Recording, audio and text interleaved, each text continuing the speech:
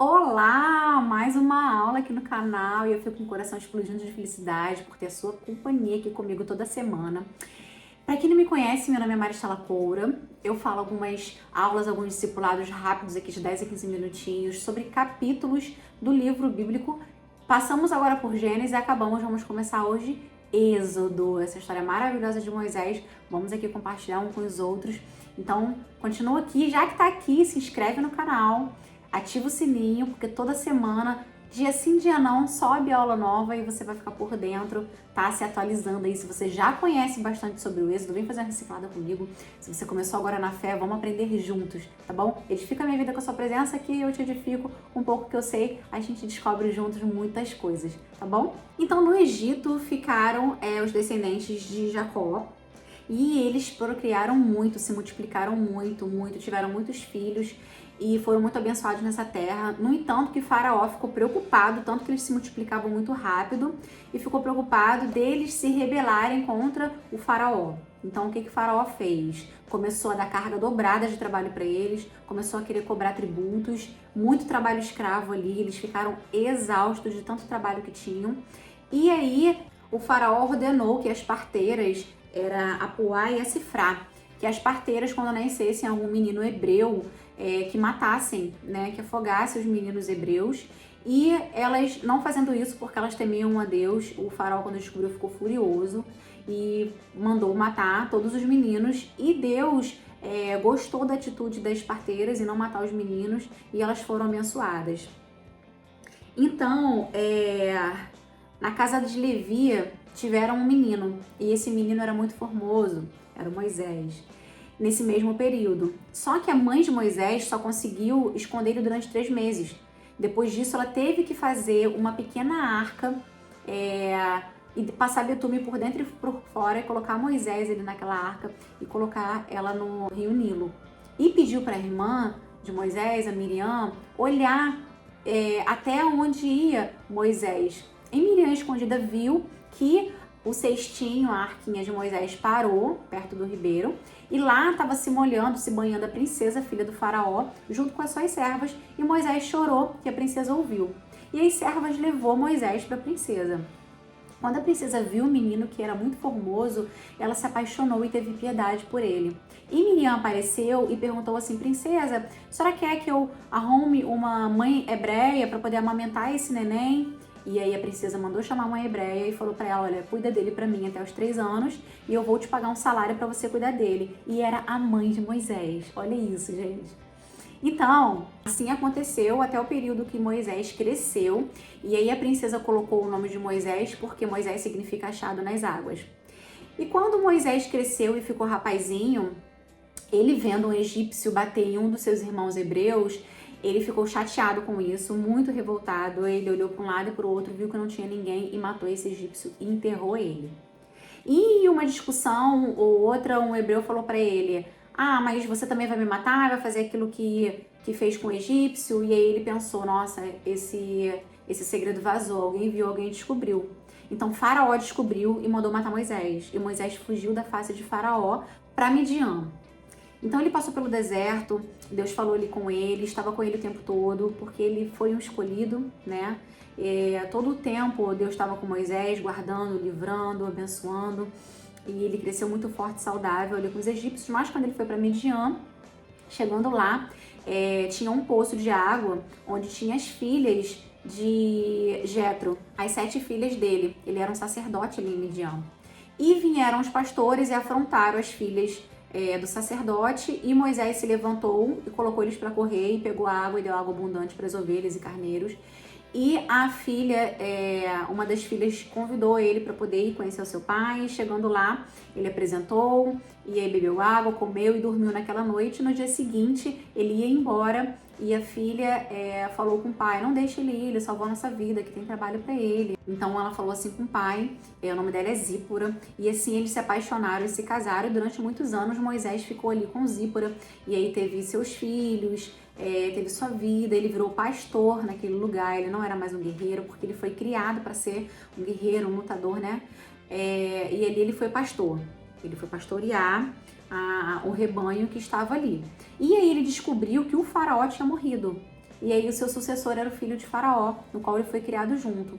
E um belo dia, Moisés apacentando ali as ovelhas, uma delas saiu correndo dele, ele foi atrás dela, e aí ele escorregou, caiu, bateu de cabeça no chão.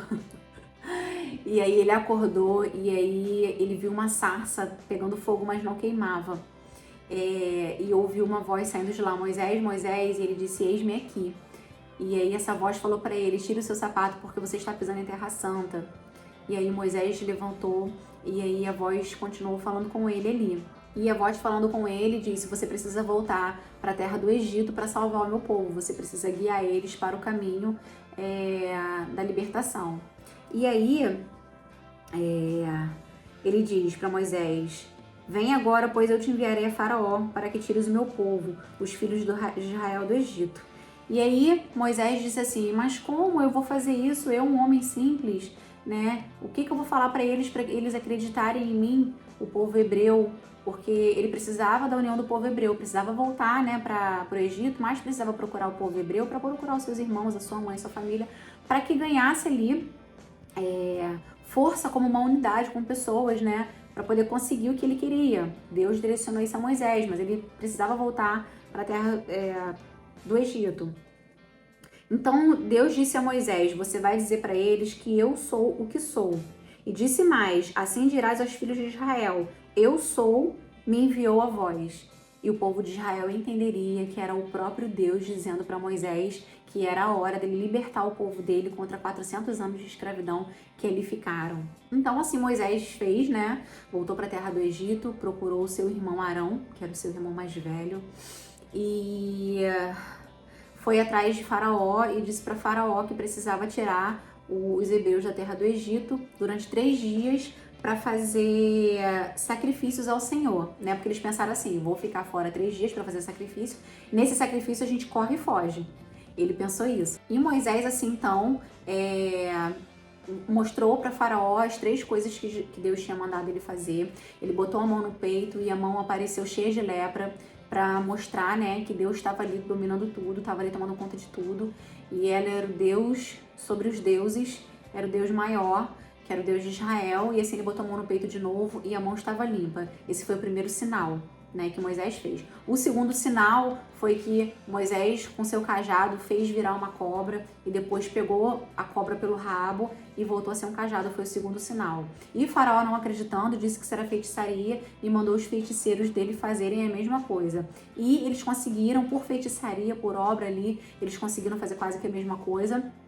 Mas a terceira coisa foi que Moisés disse para Faraó, né, então o mar vai ficar vermelho com sangue.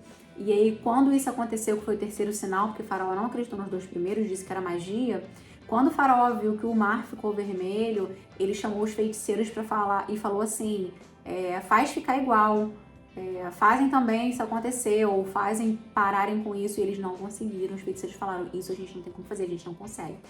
E aí, então, esses foram os 3 primeiros sinais, né, que Deus mandou através de Moisés para que Faraó deixasse o povo de Israel sair do Egito sem nenhum prejuízo, né, para o povo do Egito, mas mesmo assim Faraó ainda não deixou. E aí, aqui no 4:10, diz o seguinte, então Moisés disse ao Senhor, Senhor, eu não sou homem eloquente, nem de ontem nem de anteontem. Por quê? Porque Moisés não conseguia falar direito, Moisés ele tinha dificuldade, não sei dizer se ele era tímido, mas aqui diz que ele não era eloquente na fala, não sei se ele era gago, se era tímido, ele não se expressava muito bem, por isso Arão acompanhou ele todas as vezes que ele foi até o Faraó. E Deus disse assim, disse-lhe o Senhor, quem fez a boca do homem? Ou quem fez o mundo? Ou o surdo, ou o que vê, ou o cego? Não sou eu, o Senhor? Vai, pois, agora, e eu serei a tua boca e te ensinarei o que hás de falar. Gente, agora eis a questão. Quem foi que falou pra você que você não é capaz? Quem foi que falou pra você que você não consegue se expressar? Quem foi que falou pra você que você é tímido? Você que tá falando isso pra você? Porque, sim, quando você colocar uma coisa em prática que Deus mandou você fazer, não tenha medo. Porque quem vai te direcionar é Deus. Quem vai te liderar é Deus. Quem vai mostrar pra você o que precisa ser feito é Deus. Quem vai falar através de você é Deus. Muitas vezes a gente abre a boca para começar a falar algo profético e Deus vai usando a gente para falar para outras pessoas. Gente, eu conheço muitas pessoas. Eu tenho uma amiga de infância, a Lizia, não sei se ela vai assistir esse vídeo, mas ela era gaga. Ela era gaga naturalmente, mas quando ela cantava um louvor, gente, ninguém dizia que ela era gaga. Era lindo de se ouvir, lindo de se ver, porque Deus chamou ela para isso. Deus chamou ela para cânticos e louvores e adoração ao Pai. Eu também conheço um pastor na nossa congregação que ele era gago, mas quando ele foi chamado para o ministério, Deus tirou a gaguez dele. Então, assim, gente, o que é para você? O que você faz com Deus? Coloca ele numa caixinha? Não, gente, Deus é o Todo-Poderoso, é o Criador. Então, não tenha isso de que, eu não vou conseguir, eu não sei fazer. Você vai aprendendo, coloca o pé que Deus coloca o chão. Você vai aprendendo no meio do caminho. Só não deixa ninguém falar para você que você não consegue. Não deixa ninguém falar para você que você não vai dar certo. Quem dá a última palavra é Deus. Se você quer muito fazer aquilo que Deus te chamou, Ele vai te ensinar a fazer aquilo. Ele não chama os desocupados, Ele não chama os ricos. Ele chama o improvável, criado e feito para fazer a obra do Senhor. Então não deixa ninguém colocar isso na sua cabeça, tá? Você repreende em nome de Jesus, eu não aceito isso, eu vou fazer aquilo que eu quero fazer. Conheço muitas pessoas também que não tiveram e não nasceram com esse dom de falar, de se expressar. E hoje são ministras, são profetas, são pastoras. Gente, pelo amor de Deus, se libertem disso, se libertem do que o povo vai pensar, se libertem do que vão achar de você, se libertem se você está falando certo, se está falando errado. Quer começar a gravar alguma coisa aqui na internet? Grava e posta. Não fica olhando pra ver se tá bom, se não tá bom, porque a gente nunca vai achar que tá bom. Eu posso fazer 1000 vídeos que eu nunca vou achar que tá bom. Mas se eu pensar na perfeição, eu nunca vou gravar vídeo nenhum. Eu nunca vou fazer o que Deus tá mandando eu fazer. E eu prefiro ser obediente. Então para com isso, irmão. Para com isso, irmão. Seja profeta de Deus, seja boca de Deus, salva vidas. A gente precisa romper todas as barreiras de todas as áreas da nossa vida quando a gente decide não ficar ouvindo o que as pessoas têm pra falar da gente. Deixa Deus falar no seu coração, deixa Deus trabalhar pra você, por você. Vamos juntos? Então tá, eu espero que vocês tenham gostado da aula de hoje. Já ficou até o final, se inscreve no canal, clica no sininho, de assim já não tem aula que vai edificar a vida de vocês vão edificar a minha vida com a sua presença e seremos todos edificados juntos. Graça e paz, que Deus derrame em favor dele na vida de vocês, muita bênção, muita sabedoria, muita propriedade para falar da presença de Deus, do poder de Deus, que da sua boca só saia palavras edificantes e que seu lar e você sejam bênção na mão do Senhor. Desejo tudo isso em dobro para vocês, tá? Um beijo e até a próxima aula.